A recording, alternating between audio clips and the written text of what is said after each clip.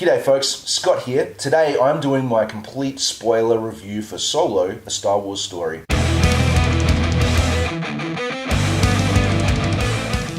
Now when I did my review the other day that was fully spoiler free, my fundamental thing coming out of that movie was that I had fun watching it. That's still true. I had a fun time. If you're looking for a deep movie, this is not the movie to go and see. Now, I guess, repeating myself from last time, I thought Alden Ehrenreich, I think that's how you pronounce his name, did a pretty good job as Han. As I said before, nobody going into that role was not going to be scrutinized brutally by the public and judged harshly for their performance or imitation of such a beloved actor and character. I think he got the mannerisms and the look and the feel of the character right, or as best as the writing allowed him to do so. His voice might not have been on point, but I really had no trouble watching him throughout the movie. So the movie begins, with some text, explaining about this place run by Lady Proxima, where Han is living, and it's not too dissimilar from a, Oliver Twist kind of working for a, overlord criminal type person who's got them going out and stealing for their own benefit. This is where we're also introduced to Qi'ra, played by Emilia Clarke from Game of Thrones, and these two obviously have a very close, intimate relationship. I wasn't loving it, honestly, from these opening shots. I found the blue tinge in the sewers kind of, not great. It didn't look fantastic. And then the big caterpillar from Alice in Wonderland was Lady Proxima, and as a creature design and as a villain, I guess, mob boss, whatever you want to call it, that wasn't rocking my world either. After they left that place during the escape thing and they had to chase to the spaceport to try and get off planet, I really enjoyed that whole sequence. I liked the sequence in the spaceport itself. And I liked the setup, for obviously Han being separated from Qi'ra and him promising he'll come back and that being his motivation. Him joining the Empire, it had always said, like in the lore, like before they took out the, all the old stuff and made it non-canon, that Han had been an Imperial officer. Obviously his entire desire to become a pilot, that was made sense storytelling-wise for him to go off and do that. I liked that whole sequence with him in the Empire.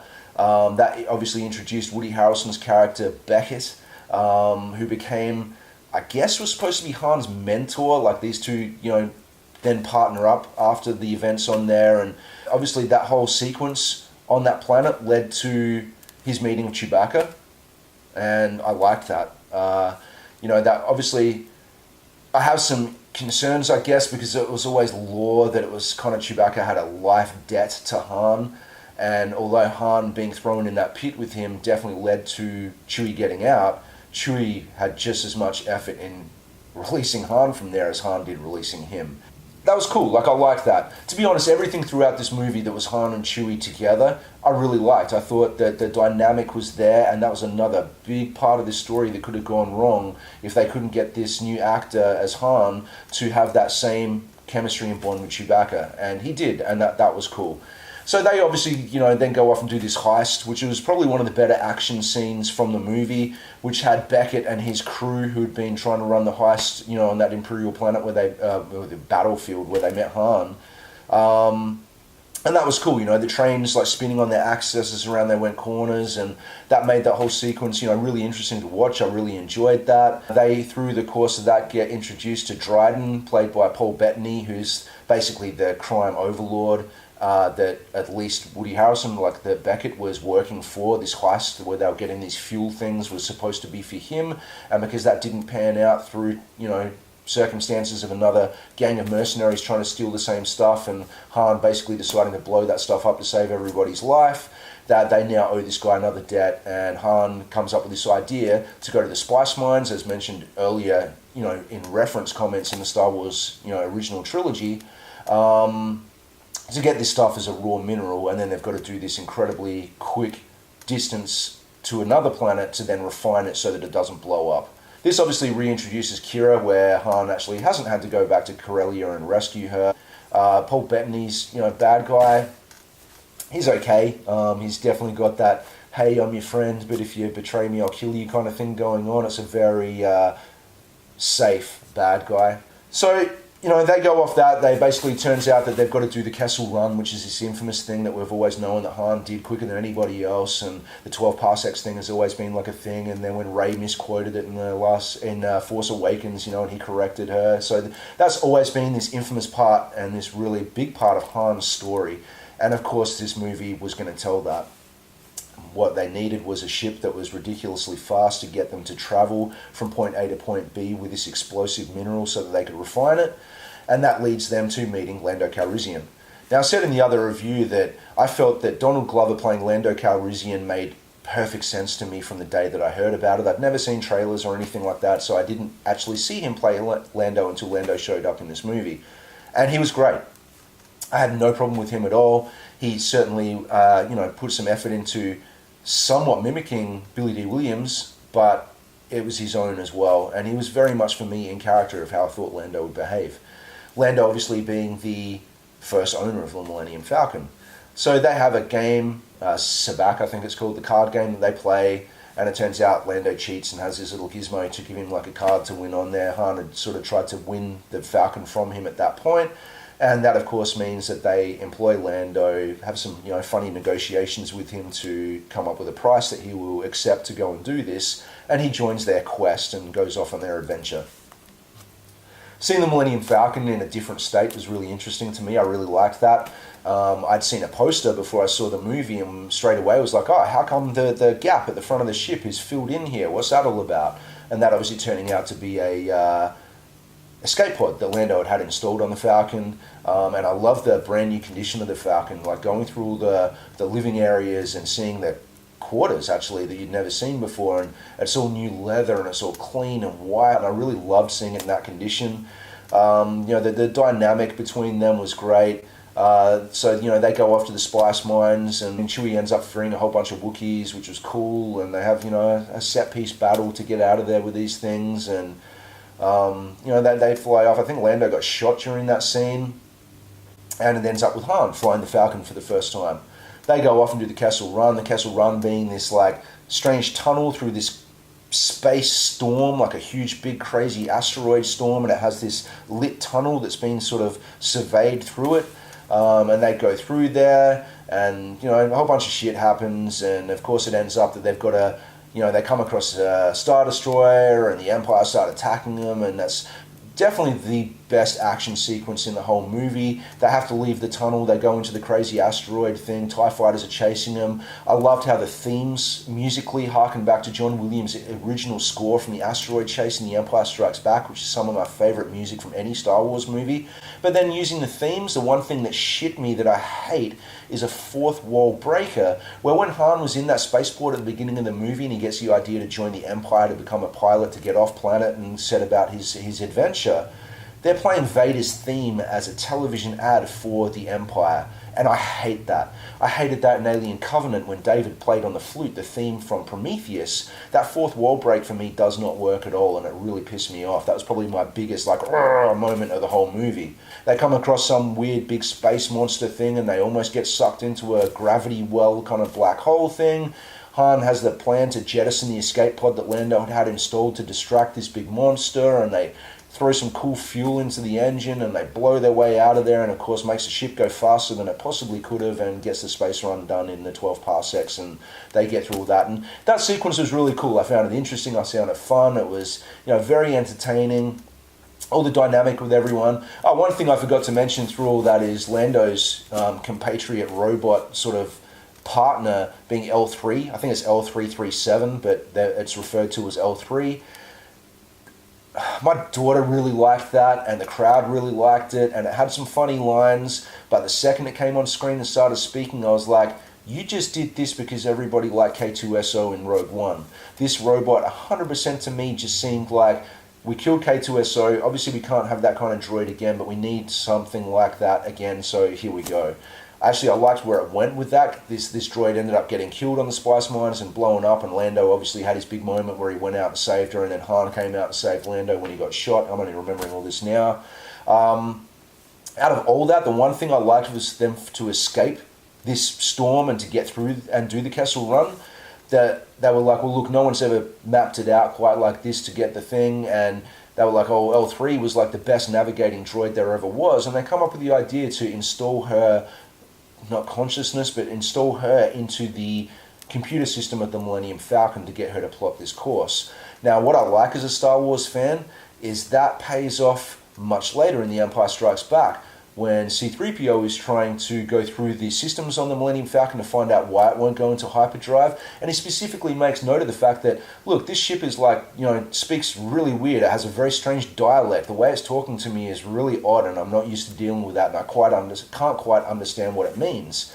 And I like that this quirky, sort of sassy robot had taken over the AI of the Millennium Falcon, and that sort of harkened back to that comment that 3PO had made, many years earlier, like in different movies. We get to the planet where this all ends, and they have to refine the stuff, and the other group of enemies show up that had sort of tried to rob the stuff from them on the train battle earlier, and it turns out that it's a pack of rebels, really. Like, it's people who are fighting against the Empire and are fighting against the cartels and don't want anything to do with this Dryden character. That leads to the big scene in Dryden's ship, and of course Woody Harrelson, like, I don't want any part of this, I'm out, blah blah blah, and then he betrays them, which I saw coming a mile away. That was all very safe storytelling. Kira was obviously still with him and had no intention of staying with Han, and was part of this Crimson Dawn organization for good, because she owed them, because I guess they'd freed her, or at least ended up in their wing. You have your little fight piece with Han and Dryden in the Dryden sort of throne room kind of bar. Actually, going back off point here, the one thing I liked over this that I didn't like in The Last Jedi, I was in The Last Jedi when they had the casino, and I bitched and moaned about teacups and champagne bottles and corks and wine flutes and all these things from our world that had no business being in the Star Wars world.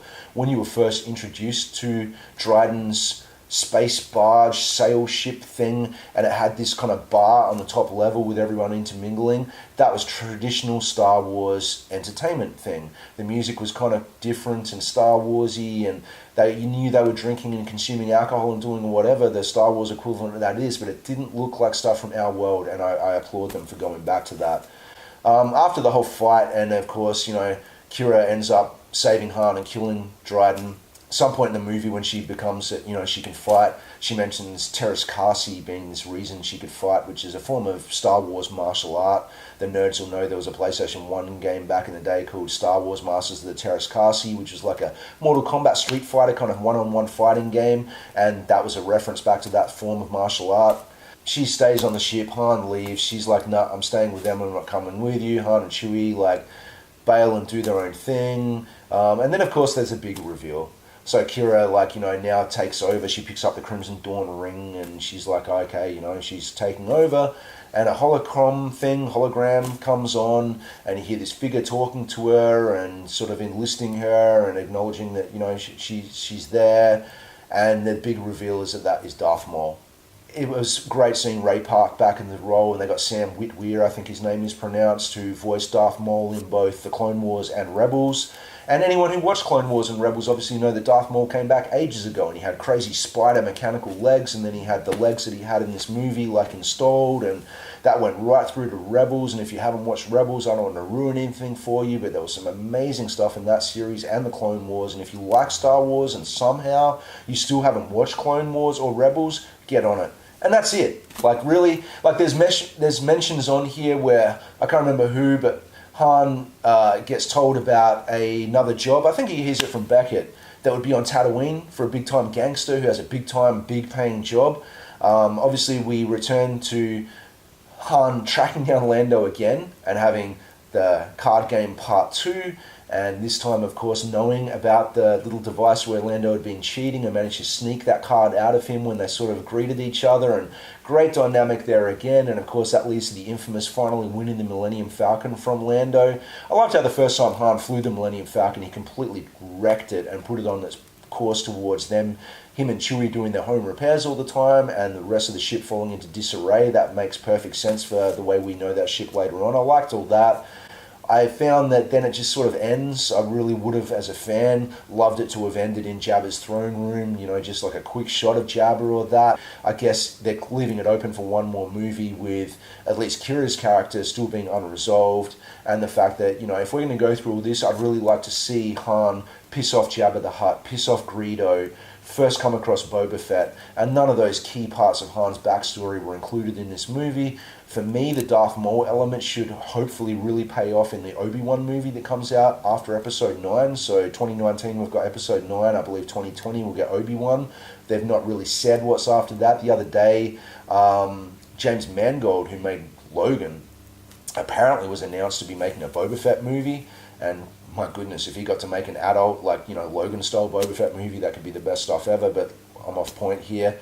Long story short, I want to keep watching more Star Wars movies. I haven't really hated a Star Wars movie ever, except for I passionately despise Attack of the Clones. I found something to like in all of these new movies. Rogue One is possibly my favorite out of the lot, although the first half is very slow. The second half makes up for that and has some of the best action ever in a Star Wars movie.